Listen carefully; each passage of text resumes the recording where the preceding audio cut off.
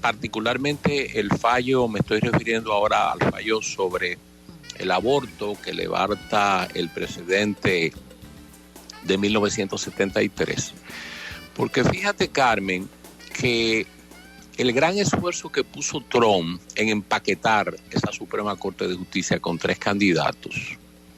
Yo recuerdo cuando en ese momento el líder mayoritario de Kentucky decía, esperemos que esto valga la pena. Yo creo que ha valido la pena, porque cuando tú lees el fallo y cuando tú lees, por ejemplo, las opiniones concurrentes de Thomas, te das cuenta de la agenda. Thomas, por ejemplo, dice, y hay otros fallos que deben seguir el mismo destino, refiriéndose específicamente al matrimonio de personas del mismo sexo, a las relaciones entre personas del mismo sexo, y también a las píldoras abortivas, lo que llaman los contraceptivos.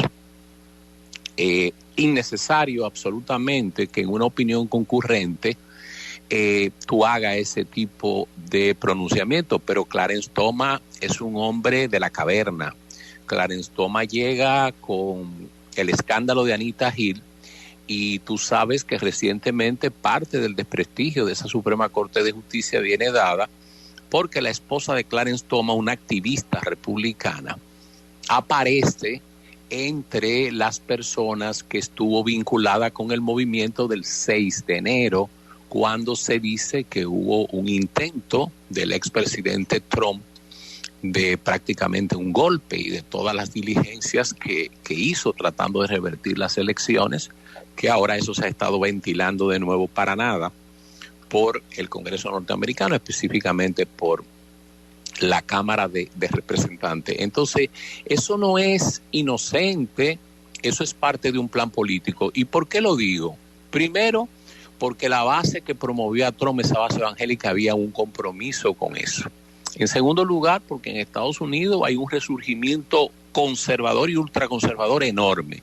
Y en tercer lugar, Carmen, porque mucho antes de que se conociera el fallo, incluso de que se hubiese filtrado el borrador de la decisión, en muchos estados se habían depositado ya iniciativas tratando de prohibir o de reglamentar de una manera, yo te diría que excesiva, el asunto del aborto. Y yo te pregunto, si existía el precedente y si se sabía que desde el año 1973 la Suprema Corte de Justicia había considerado ese derecho al aborto de la mujer, ¿cómo se explicaba que vinieran unas regulaciones si tú no esperabas que eso se levantara?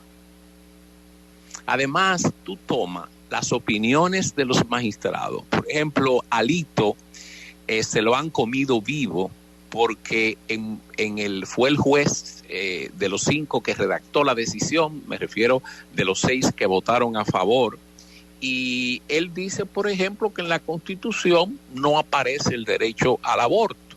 Él se lleva de encuentro la tercera y la 13ª y la 14ª enmienda. Él se lleva de encuentro la historia donde la mujer la tenían no solamente como esclava, sino que era el aparato reproductivo que mantenía la fuerza laboral para mantener esa industria de la esclavitud. Por ejemplo, la Suprema llegó a decidir que un hijo que nacía de una mujer negra y de un hombre inglés o de un hombre norteamericano iba a tener la condición que tuviera la madre, o sea, esclavo. Y George Washington tuvo montones y otros grandes personajes norteamericanos. Entonces, fíjate cómo esclavitud, libertad andaban de la mano, y el tema de la reproducción, porque esa es una manera de tú sencillamente hipotecar la libertad de la mujer. Y entonces, ahora eso no vale absolutamente nada. Tú te llevas el precedente y tú dices que eso fue un error de esa decisión de Roe v. Wade del año 1973, y que eso no está en la Constitución. Yo, esos originalistas y gente que sigue esa tendencia, yo sencillamente me es muy difícil compartir eso, yo puedo respetarlo. A mí nadie que me diga que lo que pensaron los padres fundadores, yo tengo que hacer una interpretación literal, eso es equivalente a tú decir que la vida no cambia, que la gente no se desarrolla, que las circunstancias no son iguales, y sencillamente un desastre. Esa sentencia no solamente que divide a Estados Unidos, siempre lo ha tenido dividido, pero le echas caldo de cultivo a un momento, le echas sazón a una división que en este momento está muy fuerte.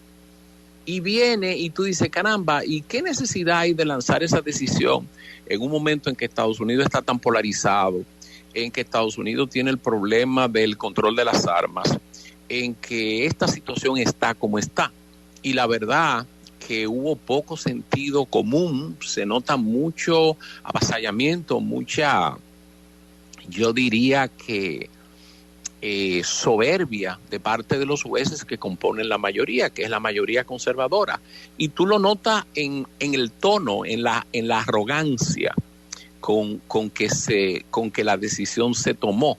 Por ejemplo, el juez Robert, que fue el sexto voto para mí, me decepcionó porque yo tenía de Robert otro tipo de visión. Yo veía en Robert un hombre fino, era un hombre que siempre veía la parte social, ver el derecho desde el punto de vista de arreglar la vida sin necesidad de intervenir o de crear grandes traumas, especialmente con un tema que como el aborto en Estados Unidos es sumamente sensible. Una cosa tremenda, porque hay sociedades donde se ríen de los norteamericanos porque dicen, y ellos andan en eso todavía.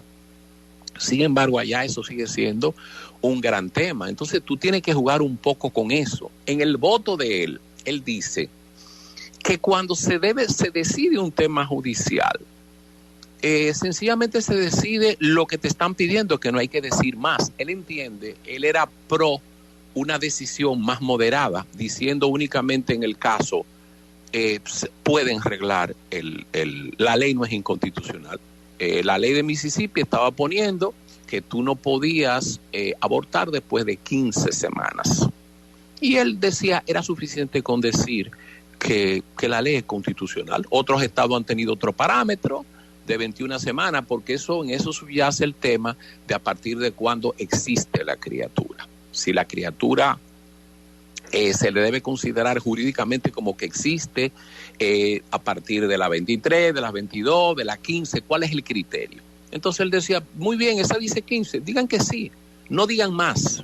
No había necesidad de decir más. Sin embargo, la Corte tenía que decir más, porque también en eso hay un encargo. A mí hay que ser, yo particularmente no creo que esos jueces que fueron electos fueron ahí sin saber que había ese encargo. Además, Carmen, ya en Estados Unidos, la visión que existía en otra época de que la Suprema Corte de Justicia era un organismo al margen de la política y que era un organismo que servía de mesura y control a los demás poderes, hace tiempo que se perdió. Por ejemplo, otra impertinencia. ¿Tú crees que una Suprema Corte de Justicia que está llamado a hacer freno, a hacer mesura y prudencia, debió haber anulado la ley de Nueva York que establecía la restricción de que tú no podías andar exhibiendo armas ni portando armas, a menos que tú eso es espantoso. Y tú lo estás haciendo después de varias matanzas. Entonces, cuando viene una decisión como esa, ¿qué percibe la gente de ese tribunal? Que no vale, que no hace su función, que no sirve para nada. En una sociedad donde se ha estado asesinando niños, donde a cada rato sale un loco, donde un muchacho de 18 años va a una tienda y compra armas de fuego, pero no cualquier arma, no una pistola, te compra armas automáticas de guerra, como si estuviese comprando salchichas para hacer un asado en la noche, y te lo hace. Y entonces tú dices, pero ¿y dónde está la visión de esta gente? Yo creo que esa es una corte que perdió la compostura y creo que perdió el prestigio. El mismo voto de Roberts, que era una persona que yo lo veía como un hombre, no solamente buen jurista, fino en el razonamiento, sino que tenía la sagacidad política de leer la sociedad y de decir, llegamos hasta aquí, siempre cuidando el balance y que el grupo no ningún grupo avasalle al otro y sobre todo cuidando el prestigio de la Corte, pero terminó concurriendo en la decisión. Hace algunas precisiones, digamos que interesantes. En el fondo hay una crítica tácita a sus colegas, pero a los colegas que votaron a favor. Están los votos, me parece que bastante bueno, de Sotomayor y las otras dos juezas que votaron obviamente en contra de la decisión, pero yo creo que esa Suprema Corte de Justicia selló su destino. Síguenos en las redes sociales y suscríbete a nuestro canal de YouTube. Recuerda que el Matutino Alternativo no es otro más, es diferente.